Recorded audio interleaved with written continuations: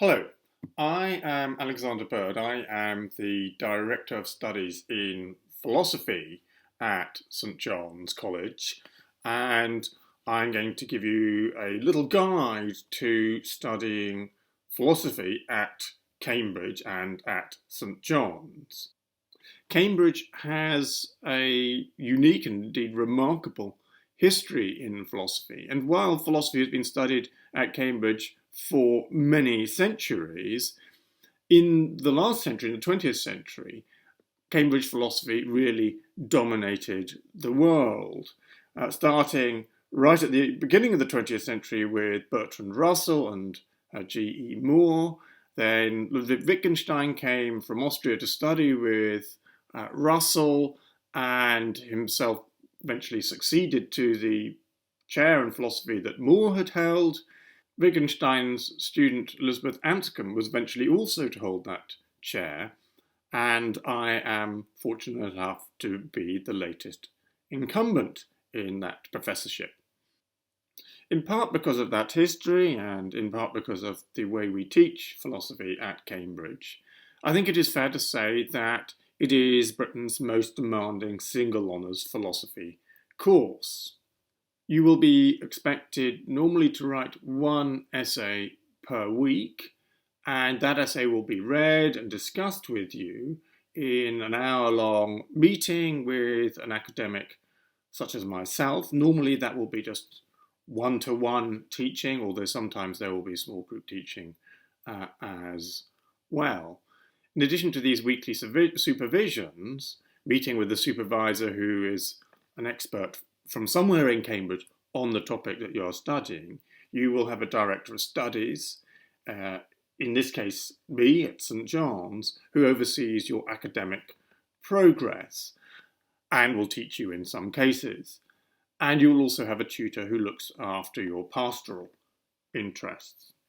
While studying philosophy at Cambridge is very intensive, there is opportunity also to take advantage of the many other things that Cambridge has to offer and that St John's has to offer in particular. So St John's is noted especially for sport and its music, but many other things besides.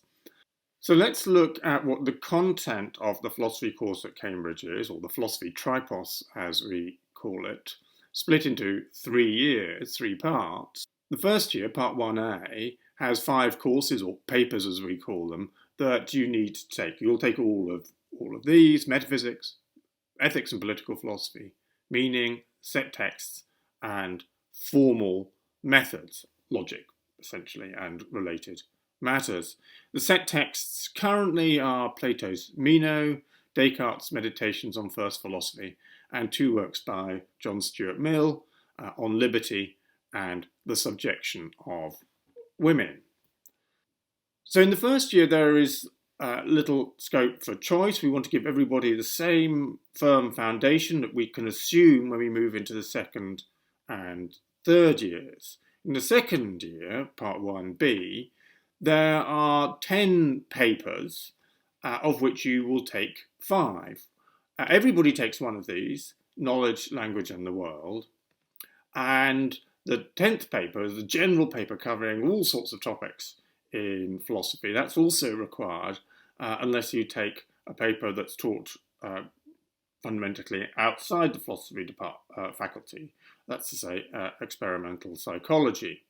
You can also, for one of these papers, choose to write 2 essays rather than sit a written exam. In the third year, part 2, this is your final year, there will be 11 or so papers, of which you will again take 5. You can substitute a dissertation for the general paper, the final one, and you can take a number of papers from the classics faculty. And again, instead of one of these papers, you can write 2 essays on that subject instead. So as you go through the Tripos, you'll get greater freedom of choice as to what you'll be studying, and there will be some element of coursework available if you prefer to be examined in that way. Now, I should say that our course is constantly under revision. The details may vary. What I've just described, we are working hard to make it pedagogically up to date and relevant. In particular, we're increasing elements of diversity within what we teach. This increased diversity may not always be entirely clear from the titles of these papers, but what we want to do is to bring in new, up-to-date and diverse elements into various parts of these papers where relevant. So, for example, the paper number 10, part 2 on political philosophy will typically include elements in contemporary feminist philosophy, discussion of intersectionality and kind of issues. Let me conclude by saying that we want to attract to Cambridge those students with the strongest potential to excel in philosophy from all backgrounds. We don't assume any prior formal study of philosophy, and both the Faculty of Philosophy and St John's College are very friendly and welcoming places, and we look forward to receiving your application.